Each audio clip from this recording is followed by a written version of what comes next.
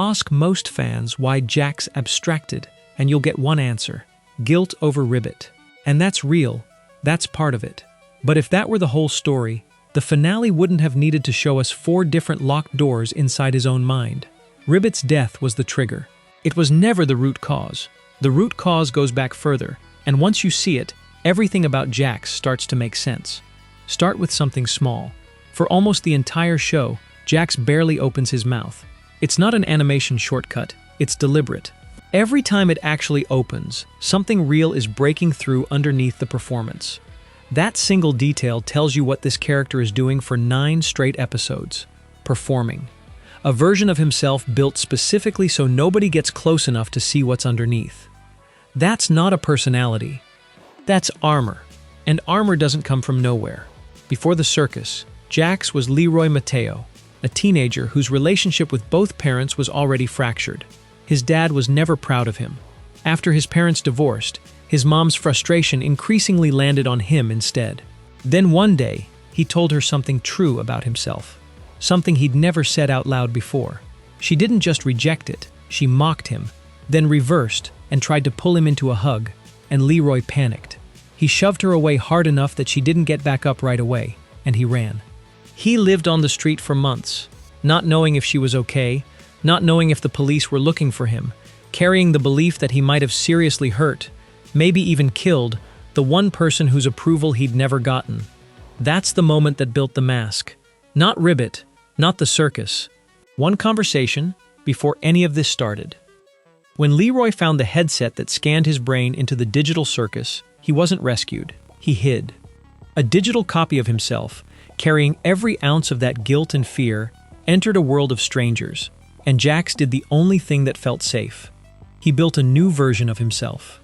Confident, cruel when needed, completely unbothered. If nobody gets close, nobody gets hurt the way his mom got hurt. If nobody gets close, nobody finds out what he told her that night. This is why the finale splits his abstraction into stages, memory, then true feelings, then the character himself. Because that's genuinely the order Jax built himself in. Trauma first, then the feelings he'd buried because of it, then the mask constructed on top of both. Ribbit was the one person who got past the mask, even briefly. He told her the truth about himself and about his past, the only time he ever did that with anyone in the circus. For a while, it worked. He was, by his own standard, actually happy. Then the same fear that drove him out of his mom's house came back. What if she laughed too? What if telling the truth always ends the same way? So Jax did what he'd already trained himself to do. He pushed her away, piece by piece, denying conversations ever happened, avoiding her, until the day at the snowy summit when she finally confronted him and he turned the blame onto her instead of admitting anything. Ribbit abstracted not long after. And this is the part worth sitting with. It wasn't cruelty that caused it. It was the exact same defense mechanism from the night with his mom, running on a loop, years later, on someone who actually deserved better. By the time Pomni entered his life, Jax had years of practice at this exact pattern: push away before you get pushed away first. And for most of the show, it worked the same way it always had. What was different this time is that Pomni never fully gave up, even when it looked like she had. When Jax finally abstracted, she went into his mind directly, and what she found wasn't a monster.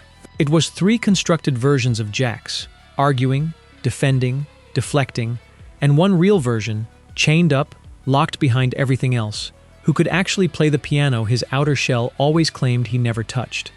The real Jax was still in there. He'd just built so many layers around himself that by the time anyone reached him, there wasn't enough left to hold together. Right before the end, there was no joke left, no deflection, just the truth, finally, far too late to change anything. You're not supposed to miss me. You're not supposed to love me. This isn't how this is supposed to go. That line only makes sense once you understand everything underneath it. Jax spent his entire life building a version of himself specifically so that no one would care enough to miss him if he was gone. And in his final moment, someone did anyway. He didn't know what to do with that. He never got the chance to learn. So why did Jax actually abstract?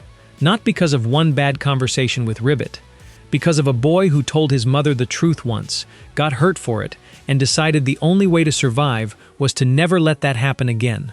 Every choice after that, the jokes, the cruelty, the distance, all of it traces back to one night before the circus ever existed. Ribbit's death was the trigger that finally pulled it all down. But the real reason was built years earlier, by someone who never got the chance to be forgiven for something that was never really his fault to begin with.